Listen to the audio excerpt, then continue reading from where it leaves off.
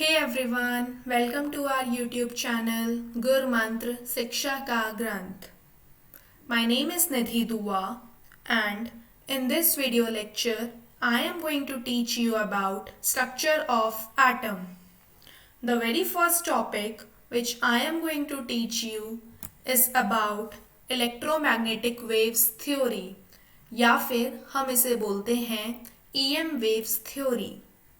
इस थ्योरी के अकॉर्डिंग जितनी भी एनर्जी होती है एक बॉडी के पास वो दूसरी बॉडी के पास ट्रांसफ़र होती है in the form of waves और ये वेव्स स्पेस के अंदर ट्रेवल करती हैं with the speed of light, which means the speed of electromagnetic waves is equals to the speed of light, that is 3 into 10 to the power 8 metre per second.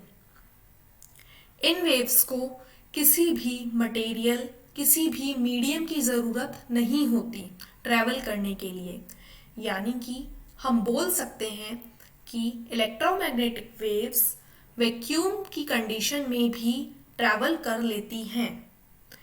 Electromagnetic waves के example हैं radio waves, microwaves, X rays, gamma rays, cosmic rays etcetera. अब यहाँ पे एक important बात है कि electromagnetic waves को रेडिएंट एनर्जी के नाम से भी जाना जाता है. यहाँ पे एक इम्पॉर्टेंट क्वेश्चन भी पूछ लिया जाता है कि what is the basic difference between electromagnetic waves and mechanical waves. तो हम सिंपली बोल सकते हैं कि इलेक्ट्रोमैग्नेटिक वेव्स वो वेव्स होती हैं जो कि वैक्यूम की कंडीशन में भी ट्रैवल कर लेती हैं अगर उन्हें मटेरियल नहीं मिल रहा. अगर उन्हें मटेरियल मिल रहा है, उन्हें कोई मीडियम मिल रहा है तो उसके अंदर से भी वो ट्रैवल कर लेंगी. नहीं मिल रहा तो वो वैक्यूम की कंडीशन में भी ट्रैवल कर लेंगी. लेकिन दूसरी ओर अगर मैकेनिकल वेव की बात की जाए तो मैकेनिकल वेव को ज़रूरी से मटेरियल या मीडियम की ज़रूरत है ट्रेवल करने के लिए. इस स्लाइड के अंदर आपको एक डायग्राम दिख रहा है जो कि वेव का रिप्रेजेंटेशन कर रहा है कि वेव आखिर प्रोपोगेट कैसे करती है, वेव मूव कैसे करती है. तो ये जो मोशन आपको दिख रहा है इस मोशन को बोला जाता है टू एंड फ्रो मोशन. मतलब कि जब एक वेव एक पॉइंट से स्टार्ट होती है वो कभी ऊपर जाती है तो कभी नीचे आती है. ऐसे मोशन को बोला जाता है टू एंड फ्रो मोशन या फिर इसी मोशन को हम बोलते हैं ऑसिलेटरी मोशन. किसी भी वेव में जब भी वो ट्रेवल करेगी तो कुछ पार्ट्स होते हैं, कुछ टर्म्स होती हैं. जैसे कि यहाँ पे आपको कुछ चीज़ें दिख रही हैं. जब वेव एक पॉइंट से स्टार्ट हुई और जब वो अपने ऊपर पहुँची, अपर मोस्ट पॉइंट पर पहुँची तो उसे नाम दिया गया क्रस्ट. ये जो आपको दिख रहा है ये अपर मोस्ट पॉइंट है, इसे बोला जाता है क्रस्ट. जब वेव लोअर मोस्ट पॉइंट पर पहुँची तो उसे नाम दिया गया ट्रो. और जब दो नियरेस्ट क्रस्ट के बीच का डिस्टेंस लिया जाता है तो उसे कहा जाता है वेव लेंथ, जिसे रिप्रेजेंट किया गया है एक सिंबल से जिसे हम बोलते हैं लैम्डा. वैसे ही टू नियरेस्ट कॉन्जिक्यूटिव ट्रू के बीच के डिस्टेंस को भी बोला जाता है वेवलेंथ या लैम्डा. अब आपको दिख रहा है यहाँ पे एक सिंबल दिया हुआ है ए. ये ए डिफाइन करता है एम्पलीट्यूड को. एम्पलीट्यूड का सिंपल मतलब है कि क्रस्ट की हाइट कितनी है या फिर ट्रू का डेप्थ कितनी है. और ये एरो रिप्रेजेंट कर रहा है कि वेव आपकी इस डायरेक्शन के अंदर मूव कर रही है, वेव इस डायरेक्शन के अंदर प्रोपगेट कर रही है. अब यहाँ पे कुछ इम्पॉर्टेंट टर्म्स हैं जो कि वेव के साथ डील करती हैं. तो चलिए देखते हैं. सबसे पहली टर्म है फ्रीक्वेंसी. फ्रीक्वेंसी को हम एक सिंबल से डिनोट करते हैं जिसे बोला जाता है न्यू. और फ्रीक्वेंसी का सिंपल मतलब है number of wave passing through a point in 1 second कि कितनी वेव एक सेकेंड के अंदर पास हो रही हैं। फ्रीक्वेंसी को हर्ट्स के टर्म में मेज़र किया जाता है। कभी कभी ये पूछ लिया जाता है कि यूनिट ऑफ फ्रीक्वेंसी क्या है, तो यूनिट ऑफ फ्रीक्वेंसी है हर्ट्स, और इसे हम सेकेंड इनवर्स के टाइप में भी लिख सकते हैं। सेकेंड पार्ट है वेवलेंथ। वेवलेंथ हमने पिछली स्लाइड में देखा था कि ये डिस्टेंस होती है टू नियरेस्ट क्रस्ट की या फिर distance between two nearest true. Next है टाइम पीरियड। टाइम पीरियड को हम कैपिटल टी से रिप्रेजेंट करते हैं, और कैपिटल टी यानी कि टाइम पीरियड सिंपली ये बताता है कि एक वेव को पास होने में कितना टाइम लगा पर्टिकुलर एक पॉइंट पर। और capital T time period ratio होता है, इनवर्स रेशो होता है फ्रीक्वेंसी का, यानी कि time period is the reciprocal of frequency. Next we have wave number. Wave number को हम रिप्रेजेंट करते हैं न्यू बार से, और वेव नंबर रेसिप्रोकल होता है वेव लेंथ के, यानी कि nu bar is equals to 1 upon lambda. Next है एम्पलीट्यूड। एम्पलीट्यूड हमने देखा था कि होता है क्रस्ट की या तो हाइट या फिर ट्रू का डेप्थ, और इसे रिप्रेजेंट किया जाता है लेटर ए से। अगला है वेलोसिटी। वेलोसिटी यानी कि स्पीड, और आप जानते हैं स्पीड को हम बोलते हैं कितनी डिस्टेंस कवर हो रही है टाइम के अंदर, मतलब कि distance covered by a wave in 1 second. और आपको पता है कि डिस्टेंस को हमने मेजर किया था वेव लेंथ में, क्योंकि यहाँ वेव लेंथ की बात हो रही है, वेव की बात हो रही है। तो वेलोसिटी को हम रिप्रेजेंट कर रहे हैं लेटर सी से। तो अब आप जानते हैं speed is equals to distance upon time, तो velocity c is equals to lambda by time, और 1 by t is nu, 1 by time period is frequency। तो यहाँ से फॉर्मूला आता है small c is equals to lambda nu, और इसे interchange करने पे हमें मिलता है nu is equals to c by lambda। I hope आपको ये टर्म्स अच्छे से क्लियर हो गई हैं। तो चलिए इनके ऊपर कुछ न्यूमेरिकल प्रॉब्लम्स करते हैं। तो यहाँ पे सबसे पहला न्यूमेरिकल है the Vividh Bharati station of All India Radio broadcast on a frequency of 1368 kilohertz. इस क्वेश्चन के अंदर आपको डायरेक्टली फ्रीक्वेंसी गिवन है। Calculate the wavelength of electromagnetic waves emitted by a transmitter, और आपसे कैलकुलेट करवाना चाहते हैं वेवलेंथ। तो मैं यहाँ पे आपको बोलूँगी कि आप प्लीज़ यहाँ पे वीडियो को पॉज करें और इस क्वेश्चन को खुद से सॉल्व करने का ट्राई करें। मैं आपको कुछ टाइम देती हूँ, आप खुद से ट्राई करें।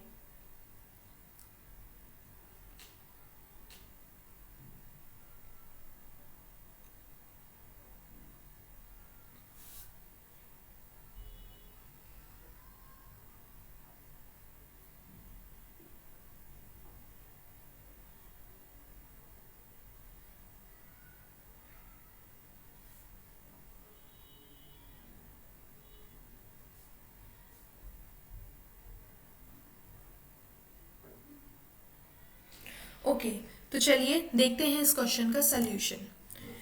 देखिए आपको क्वेश्चन के अंदर गिवन थी फ्रीक्वेंसी 1368 किलो हर्ट्ज। यहाँ पे ध्यान देने वाली बात ये थी कि आपको किलो दिया हुआ है। अब आप जानते हैं किलो की वैल्यू हमें पुट करनी है फ्रीक्वेंसी में, तो हमने किलो की वैल्यू पुट करी 1368 into 10 to the power 3 hertz, और हमसे पूछा गया था वेवलेंथ। तो वेवलेंथ और फ्रीक्वेंसी का हमने डायरेक्टली रिलेशन पुट किया, जो कि है wavelength is equals to c by nu, और आफ्टर पुटिंग दीज वैल्यूज हमें हमारी वेवलेंथ मिल गई। हमने c की वैल्यू डाली स्पीड ऑफ लाइट के बराबर 3 इंटू 10 to the power 8 metre per second. Frequency हमें गिवन थी क्वेश्चन में 1368 into 10 to the power 3 hertz. इसको सॉल्व करने के बाद जो आंसर आता है वो है 219.3 मीटर, जो कि हमारा वेवलेंथ है। नेक्स्ट क्वेश्चन है calculate wave number in centimetre inverse and frequency of yellow radiations have wavelength of 5800 angstrom. इस क्वेश्चन के अंदर आपको दो चीज़ें सॉल्व करनी है, number one wavelength, number two frequency. और आपको यहाँ ध्यान देना है कि आपको वेव नंबर आपको कैलकुलेट करना है। यहाँ पे आपको वेव नंबर कैलकुलेट करना है सेंटीमीटर की टर्म्स में, तो यानी कि आपको वेवलेंथ को चेंज करना होगा सेंटीमीटर में। आप एक बार खुद से इस क्वेश्चन को सॉल्व करिए।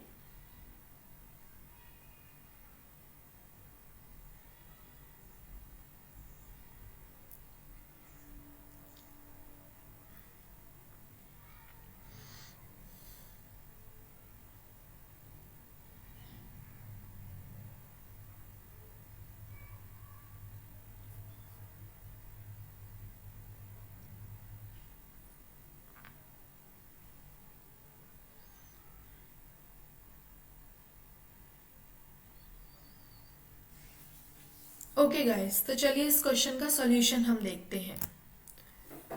जैसा कि आप जानते हैं हमें फर्स्ट पार्ट के अंदर वेव नंबर कैलकुलेट करना था, लेकिन वहाँ पे हल्का सा क्वेश्चन को घुमाया गया और बोला कि हमें सेंटीमीटर इनवर्स में सॉल्यूशन देना है। तो हम सबसे पहले जो हमें वेव लेंथ दी हुई थी उसे सेंटीमीटर की टर्म्स में चेंज कर लेते हैं।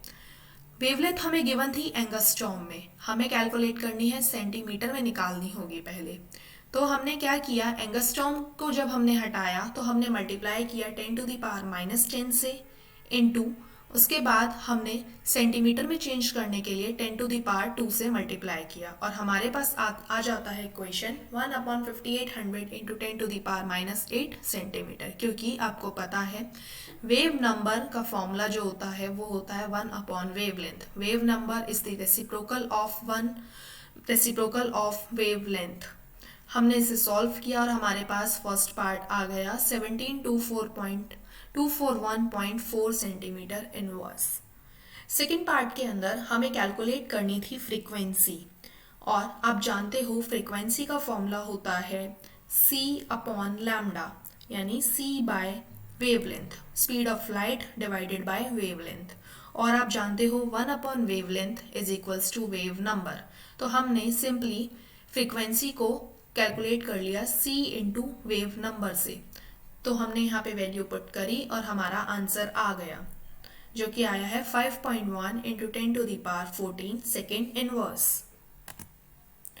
आई होप गाइज आपको इलेक्ट्रोमैग्नेटिक वेव्स अच्छे से समझ में आ गया। हमने उसकी थ्योरी कंप्लीट कर ली है और उसके ऊपर 2 न्यूमेरिकल क्वेश्चंस भी कर लिए हैं। अब जो टॉपिक हम पढ़ने जा रहे हैं वो है प्लांक्स क्वांटम थ्योरी।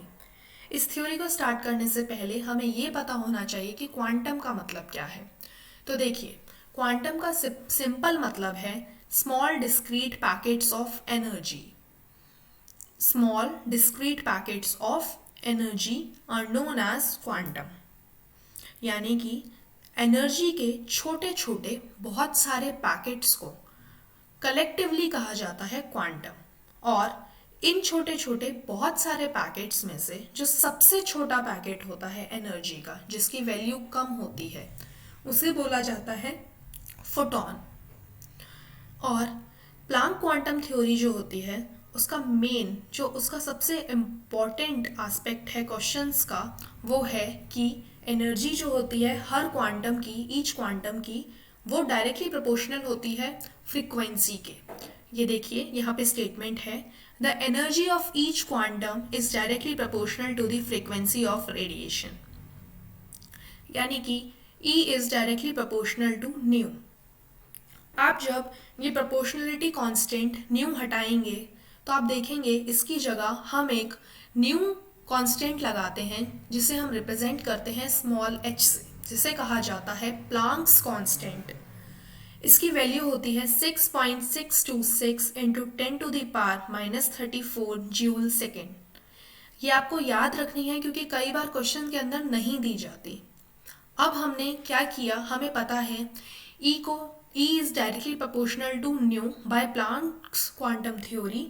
हमने वो प्रोपोर्शनलिटी कांस्टेंट हटाया तो हमारे पास आता है small h, which means E is equals to h nu, और आप जानते हो न्यू का फॉर्मूला होता है c बाय लैम्डा, तो हमने इसे इंटरचेंज किया और हमें मिला E is equals to h c by lambda. यही सबसे ज़्यादा इम्पॉर्टेंट है। इसी इक्वेशन के बेसिस पे हमारे न्यूमेरिकल सॉल्व होंगे। प्लांक्स क्वांटम थ्योरी जो हमें बताती है वो डायरेक्टली रिलेशन बताती है E का न्यू के साथ। अब यहाँ पे एक पॉइंट है, ये पॉइंट भी काफ़ी इम्पॉर्टेंट है, तो ध्यान दीजिए। Total amount of energy transmitted from one body to another will be some integral multiple of energy of an quantum. यानी कि जितनी भी एनर्जी ट्रांसफ़र हो रही है, जितनी भी एनर्जी ट्रांसमिट हो रही है एक बॉडी से दूसरी बॉडी के अंदर, वो इंटीग्रल मल्टीपल होनी चाहिए एनर्जी के, क्वांटम की एनर्जी के। यानी कि इंटीग्रल मल्टीपल का मतलब है वो एक होल नंबर होनी चाहिए। ये देखिए यहाँ पे गिवन है E is equals to n h nu और n h c by lambda. मतलब कि ये जो n आपको दिख रहा है ये शो करता है नंबर ऑफ फोटॉन्स को। ये बताता है कि कितने फोटॉन्स एमिट हुए हैं या फिर कितने फोटॉन्स एब्जॉर्ब हुए हैं। और ये जो वैल्यू है n की, ये हमेशा होल नंबर में होनी चाहिए, ये कभी भी फ्रैक्शनल नहीं हो सकती। ये कभी भी 3/16 नहीं हो सकती, ये कभी भी 1/9 नहीं हो सकती, ये कभी भी फ्रैक्शनल नहीं हो सकती, लेकिन ये हमेशा इंटीग्रल मल्टीपल होगी, ये होल नंबर होगी। This was all about Planck's quantum theory. तो चलिए अब हम इसके ऊपर कुछ न्यूमेरिकल्स देखते हैं। सबसे पहला न्यूमेरिकल है आपके सामने, जो कि calculate the energy of photon of sodium light of wavelength 5.862 into 10⁻⁻16 metre in joules. आपको सिंपली वेवलेंथ गिवन है और आपसे एनर्जी पूछी है, तो आप यहाँ पे प्लांक्स क्वांटम थ्योरी का इम्पॉर्टेंट जो हमने फॉर्मूला देखा वो पुट कर सकते हैं। तो चलिए आप सॉल्व कीजिए।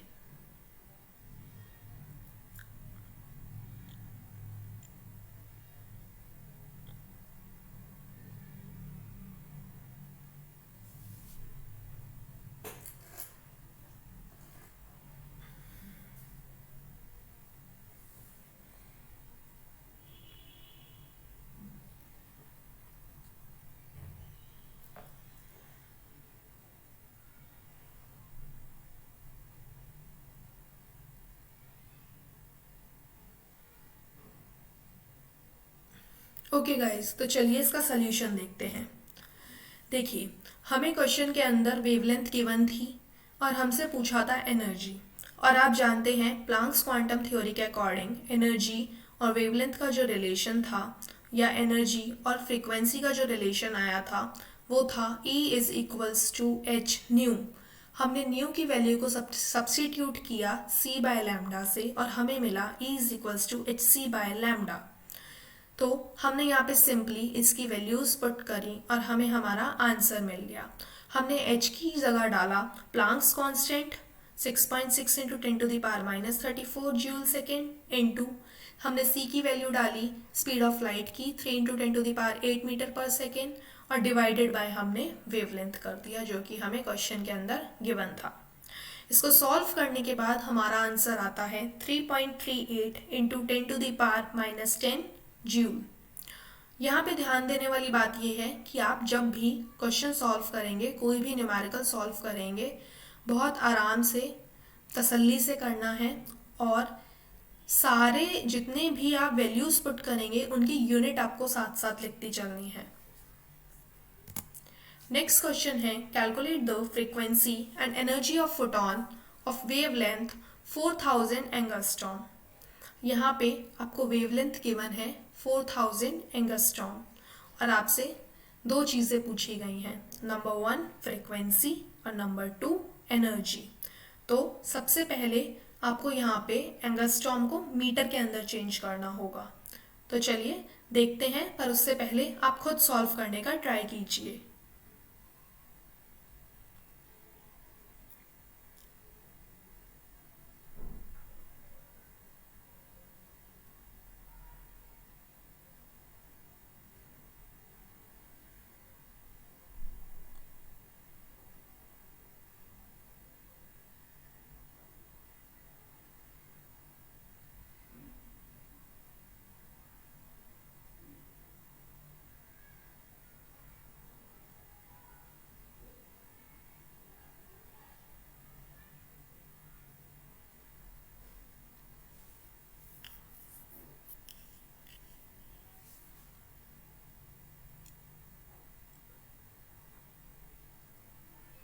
ओके गाइस, तो चलिए इसका सॉल्यूशन देखते हैं। आपको पता है फर्स्ट पार्ट के अंदर हमसे पूछा गया है फ्रीक्वेंसी और हमें गिवन था वेवलेंथ। तो हमने सबसे पहले वेवलेंथ को मीटर के अंदर चेंज किया और हमने डायरेक्टली फ्रीक्वेंसी और वेवलेंथ का रिलेशन लिख दिया। तो हमें पता है new is equals to C by lambda. हमने सी की वैल्यू पुट करी, लैम्डा की वैल्यू पुट करी और हमारा आंसर आ गया, हमारी फ्रीक्वेंसी कैलकुलेट हो गई, जो कि आया है 7.5 into 10⁻14 second inverse. Second part के अंदर हमसे पूछा गया है एनर्जी, हमें कैलकुलेट करनी थी एनर्जी। आपको पता है प्लांक्स क्वांटम थ्योरी से हमने पढ़ा कि E is equals to h nu. उसके बाद हमने वैल्यूज़ पुट कर दी और हमारी एनर्जी भी कैलकुलेट हो गई। हमने H की वैल्यू डाली, हमने न्यू की वैल्यू डाली, दोनों को मल्टीप्लाई किया तो हमारी एनर्जी आती है 4.96 into 10⁻19 joule. Okay guys, I hope आपको ये चीज़ें, ये दोनों कॉन्सेप्ट इलेक्ट्रोमैग्नेटिक वेव और प्लांक्स क्वांटम थ्योरी बहुत अच्छे से समझ में आ गई। हमने इसके ऊपर न्यूमेरिकल्स भी कर लिए हैं। तो चलिए आगे बढ़ते हैं। अब यहाँ पे आपके लिए एक इम्पॉर्टेंट अनाउंसमेंट है कि अगर आप CSIR UGC नेट के लिए पढ़ रहे हैं, आप CSIR UGC नेट के एस्पिरेंट हैं, तो आप नेहा तनेजा मैम को अनअकैडमी प्लेटफॉर्म पर फॉलो कर सकते हैं। She is one of the best educator on Unacademy. वहाँ आपको अनअकैडमी प्लेटफॉर्म पर नेहा तनेजा मैम बहुत अच्छे से गाइड करेंगी कि आप कैसे अपनी नेट की तैयारी को आगे लेके जा सकते हैं। अनअकैडमी प्लेटफॉर्म पर आपको डेली लाइव क्लासेस मिलती हैं, वहाँ पर स्ट्रक्चरल कोर्सेज होते हैं, वहाँ पर आपको डेली लाइव टेस्ट्स, क्विजेज और एक सब्सक्रिप्शन लेने पे अनलिमिटेड एक्सेस मिल जाता है। If you are interested, you can go with this detailed paid classes and after using the referral code NEHA, that is capital NEHA, you will get 10% discount on total fee. Also, अगर आप हमारे इस YouTube channel गुर मंत्र शिक्षा के ग्रंथ पर नए हैं तो प्लीज़ लाइक, शेयर और सब्सक्राइब ज़रूर करें। आप हमें हमारे टेलीग्राम चैनल गुर मंत्र पे भी फॉलो कर सकते हैं। हम हमारे टेलीग्राम चैनल पर आपको लेटेस्ट अपडेट्स और नोट्स प्रोवाइड करते रहते हैं। You can also join us on our Facebook page and for further queries you can mail us on tanejanehaofficial@gmail.com or you can contact us on the given number. Thank you very much. I hope you guys like the video.